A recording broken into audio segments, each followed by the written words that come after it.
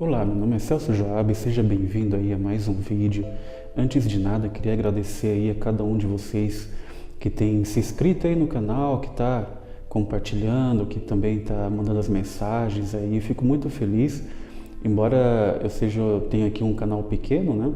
Eu faço tudo com muita sinceridade e espero realmente aí estar ajudando cada um de vocês. Vamos direto aí pro vídeo, só queria deixar minha gratidão realmente. Hoje eu queria conversar com você aí um pouquinho. Estava observando ao mesmo tempo os meus próprios trabalhos, as minhas produções, né? E tentei aqui fazer um compilado para mim mesmo, primeiramente, né? De como a gente pode conseguir de repente um trabalho mais fluido do ponto de vista estético mesmo, né, que as coisas estejam alinhadas, né.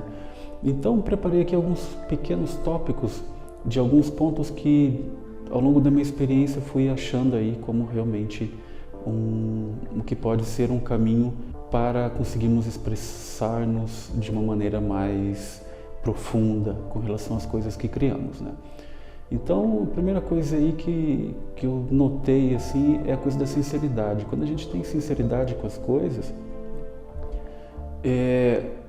a gente já tem um combustível que eu acho que permite que a gente consiga ir um pouco mais longe com as coisas, entende? Sem sinceridade, o que eu quero dizer com sinceridade, né? Que às vezes a gente faz as coisas muito, que vou fazer isso para vender. Não tá mal fazer as coisas para vender, faz parte do jogo. Mas eu acredito muito na parte da criação, uma coisa mais pura, que a gente faz com um propósito muito maior do que nós mesmos, entende? Então todas essas coisas que eu vou falar hoje aqui tem muito em vista de alcançar esse ponto artístico que transcende, né, a nossa própria humanidade, que consegue transportar as pessoas às vezes para um lugar melhor, para um lugar onde ela consegue se renovar energeticamente. Então, quando a coisa não tem, eu acho que essa sinceridade, principalmente de um com o mesmo, né, de reconhecer suas próprias limitações e fazer as coisas assim, sem olhar para elas, mas olhando realmente para a tua vontade, eu acho que já é um grande caminho para a gente alcançar essa coisa da pureza artística, né, que eu acho que é uma coisa muito importante. Outro ponto aqui que também queria ressaltar é a questão da técnica, né?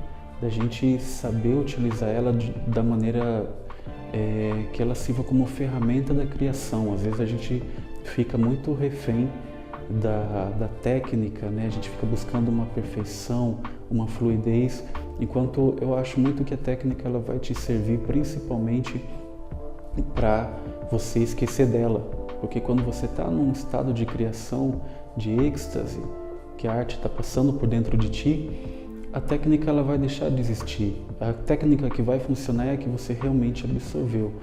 Então, eu acho muito importante essa relação que a gente tem que ter de aprimoramento da técnica, mas ao mesmo tempo sem um apego demasiado com ela, porque é muito fácil ficar refém, né, dessa cobrança, né? Mas a técnica ela é muito útil, eu acho que é uma coisa que tem um valor artístico por si só, a busca por ela, né? Porque depois quando ela desaparece, quando você está tocando e você só vê a matéria-prima do som realmente, é muito gratificante, né?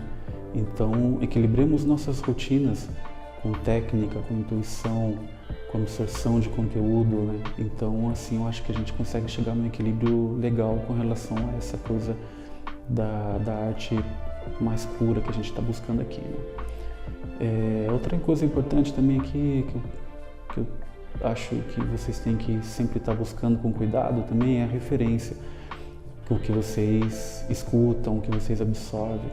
Então, em conta que o que você consome artisticamente, você está nutrindo no teu interior, e é exatamente isso que depois vai sair para fora de você, para as pessoas, na tua arte, em forma de arte.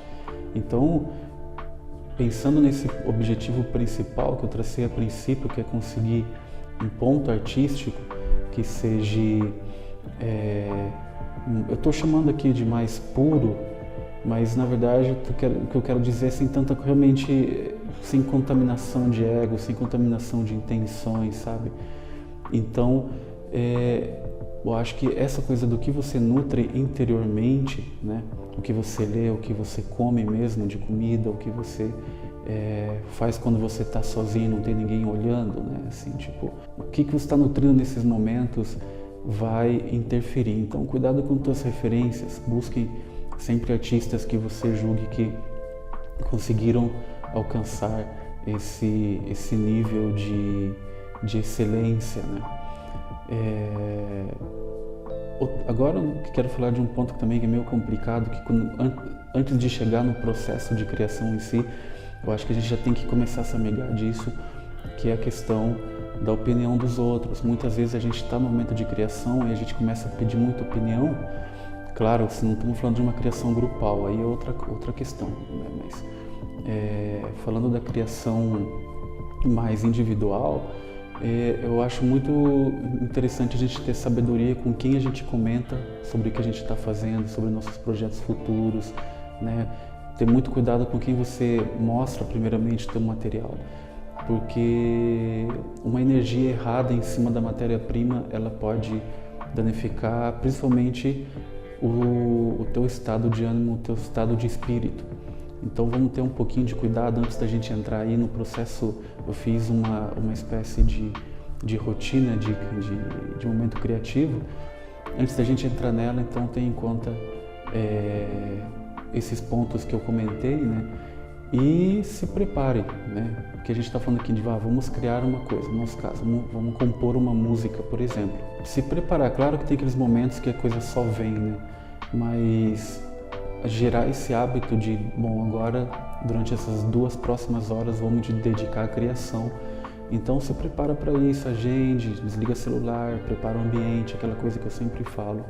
Deixa o ambiente preparado para as musas, porque elas vêm e quando vêm é maravilhoso, né? Mas ela tem que te encontrar trabalhando também, né? É uma coisa mágica que acontece, sabe?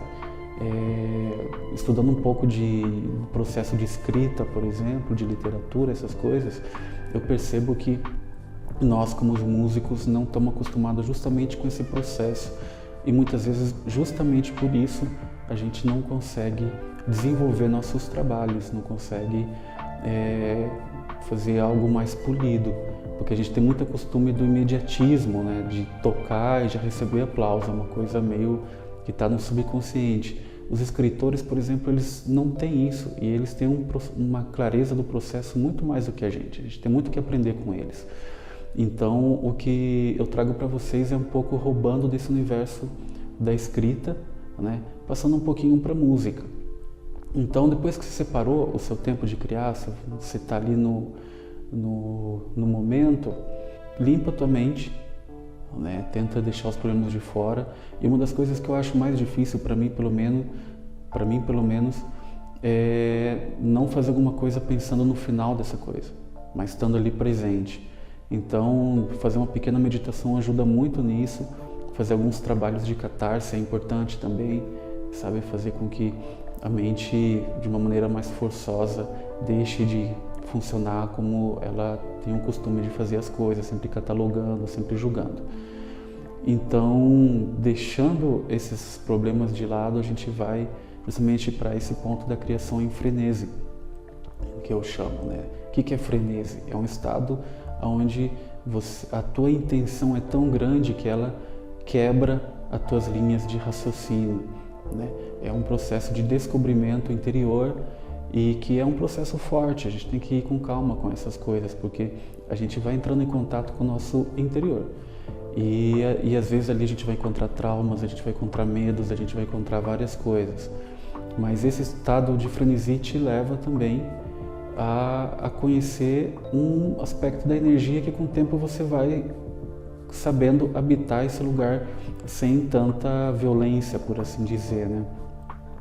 Então, estando nesse momento, eu gosto de criar nesse momento, assim, que vem as primeiras coisas, porque dali vem a matéria-prima, coisa como se fosse um escritor escrevendo e só palavras assim, escrevendo o próprio pensamento, sabe, essa técnica.